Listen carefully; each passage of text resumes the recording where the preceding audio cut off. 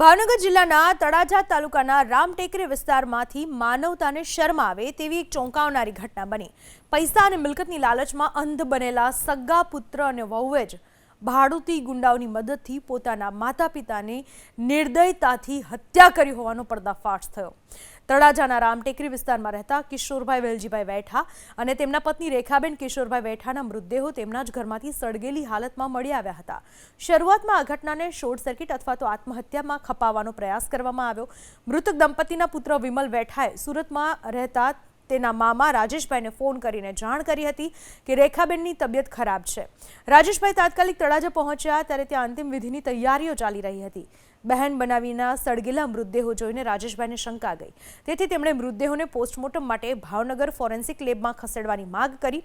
Forensic postmortem રિપોર્ટમાં ખુલાસો થયો કે દંપતીનું મોત આકસ્મિક નહોતું। રિપોર્ટ અનુસાર પહેલા તો બંનેનું ગળું દબાવીને હત્યા કરવામાં આવી, ત્યારબાદ પુરાવાનો નાશ કરવા માટે જ્વલનશીલ પ્રવાહી છાંટીને મૃતદેહોને સળગાવી દેવામાં આવ્યા। રેખાબેનના શરીર ઉપર ઈજાના નિશાન પણ મળી આવ્યા। પોલીસ તપાસ અને પરિવારના નિવેદનો મુજબ પુત્ર વિમલ અને પુત્રવધુ હેતલબેન અવારનવાર મકાન તથા દુકાન વેચી દેવા માટે કિશોરભાઈ પર દબાણ કરતા હતા।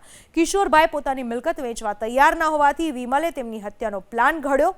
જો કે પોલીસે ગણતરીની કલાકોમાં જ પુત્ર વિમલ અને તેની પત્ની હેતલની ધરપકડ કરી છે। તપાસમાં સામે આવ્યું છે કે આ જઘન્ય અપરાધ માટે વિમલે ભાડૂતી માણસોની મદદ લીધી।